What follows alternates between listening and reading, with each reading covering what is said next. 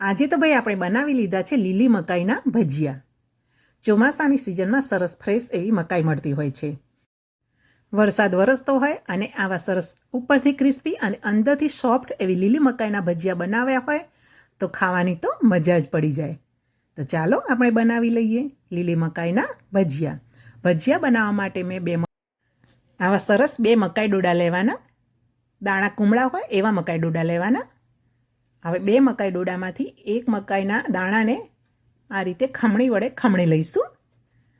મકાઈ ડોડા લીલા હશે એટલે ખમણ પેસ્ટ જેવું જ બની જશે. તો જુઓ આ રીતે ખમણ તૈયાર થશે. હવે બીજા મકાઈ ડોડામાંથી આપણે દાણા કાઢવાના છે, પણ જેમાં આપણે ખીરું બનાવવાનું હોય એમાં લઈ લઈશું. હવે બીજું જે મકાઈ ડોડું છે એને આપણે નાઈફ વડે આ રીતે દાણા કાઢી લઈશું. એટલે એ દાણા આપણે આખા જ રાખવાના છે. તો આ રીતે બધી સાઈડથી નાઈફ વડે કટ કરીશું એટલે દાણા નીકળી જશે. અને હવે જે મકાઈની આપણે પેસ્ટ બનાવી અને આ દાણા કાઢ્યા બંનેને સરસ રીતે મિક્સ કરી લેવાના. આ રીતે હાથ વડે મિક્સ કરી લઈશું. હાથ સરસ સોપ વડે ધોઈ લીધા છે એટલે હવે એને આપણે હાથ વડે જ મિક્સ કરીશું. હવે એમાં અડધી વાટકી બેસન ઉમેરીશું. પા વાટકી જેટલો ચોખાનો લોટ ઉમેરી લઈશું અને એમાં આદુ લસણ મરચાં ઉમેરી લઈએ. આપણા ટેસ્ટ પ્રમાણે આદુ લસણ મરચાં ઉમેરી શકાય. અડધી ડુંગળી ઝીણી સમારીને ઉમેરી લઈશું. સ્વાદ અનુસાર મીઠું, 1 ચમચી ધાણા જીરું પાવડર, 1 ચમચી અજમો હાથમાં મસળીને ઉમેરી લઈએ. અને લાલ મરચું ઉમેરીશું. તો 5 ચમચી જેટલું લાલ મરચું ઉમેરીશ, કેમ કે લીલા મરચાં તો ઉમેરેલા જ છે. એટલે આપણે જેવું તીખું ખાતા હોય એ પ્રમાણે મરચાં ઉમેરવાના. ઝીણા સમારેલા ધાણા ઉમેરી લઈએ. બધું સરસ રીતે મિક્સ કરી લઈએ. અને હવે આપણે આ ભજીયા ચટપટા બનાવવાના છે. મકાઈના દાણાનો ટેસ્ટ હોય સ્વીટ હોય છે અને એમાં એક લીંબુનો રસ ઉમેરી લઈએ એટલે સરસ ચટપટો ટેસ્ટ આવશે. હવે એમાં થોડું થોડું પાણી ઉમેરીને સરસ એવું ઘટ ખીરું બનાવીશું. આ ખીરું થોડું ઘટ હોય છે, વધારે પતલું નથી હોતું. ભજીયાને ક્રિસ્પી બનાવવા માટે અડધા ચમચા જેટલો સોજી ઉમેરી લઈશું અને એને પણ ખીરુંમાં મિક્સ કરી લઈશું. જરૂર પડે તો થોડું પાણી ઉમેરી લેવાનું. હવે આ ખીરુંને 5 મિનિટ રેસ્ટ આપીશું. પછી એમાં 5 ચમચી જેટલો સોડા ઉમેરીશું અને તેલને મેં ગરમ થવા માટે મૂકી દીધું છે. એમાંથી 2 ચમચી તેલ ઉમેરીશું. એટલે ગરમ તેલ ઉમેરવાથી આપણા ભજીયા અંદરથી સરસ સોફ્ટ બનશે. તો હવે સરસ એવું ખીરું બનીને તૈયાર થઈ ગયું છે. અને હવે આપણે ચેક કરી લઈએ તેલ ગરમ થયું છે કે કેમ. તો એમાં થોડુંક આપણે ભજીયાનું બેટર મૂકીશું. તો જો હજુ ઉપર નથી આવતું તો તેલ ગરમ નથી થયું. હવે તેલ ગરમ થઈ ગયું છે. હવે એમાં ભજીયા મૂકીશું. નાના કે મોટા આપણને પસંદ હોય એ શેપમાં ભજીયા મૂકી દઈશું.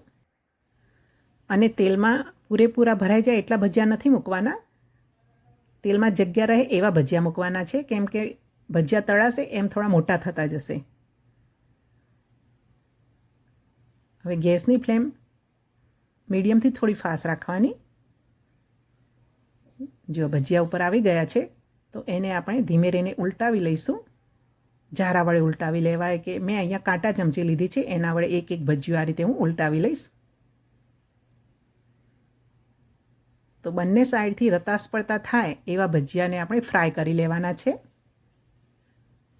તો આ રીતે ઉલટાવી પલટાવીને જુઓ બંને સાઈડથી સરસ રતાસ પડતા ભજીયા બની ગયા છે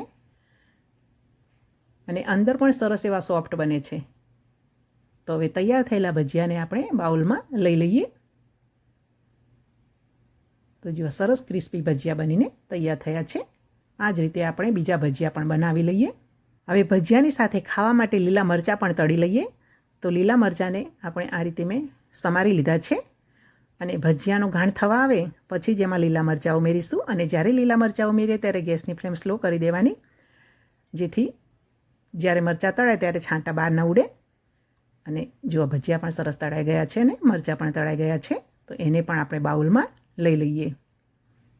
તો જુઓ ભજીયા જોઈને જ મોઢામાં પાણી આવી જાય એવા સરસ ભજીયા બનીને તૈયાર થયા છે.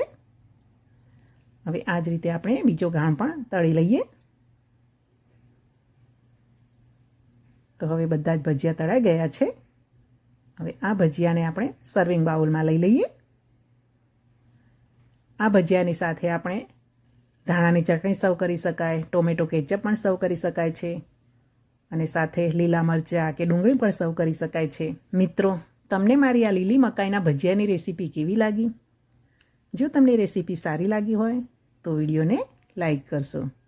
ચેનલને સબસ્ક્રાઈબ ન કરી હોય તો સબસ્ક્રાઈબ પણ કરશો. જુઓ, ભજીયા ઉપરથી ક્રિસ્પી અને અંદરથી કેટલા સોફ્ટ છે. મિત્રો, તમે પણ ચોમાસાની સિઝનમાં વરસતા વરસાદમાં એક વખત આવી લીલી મકાઈના ભજીયા બનાવીને ખાશો તો વારે વારે બનાવીને ખાવાનું મન થશે, એટલા ટેસ્ટી બને છે. જય શ્રી કૃષ્ણ, જય માતાજી.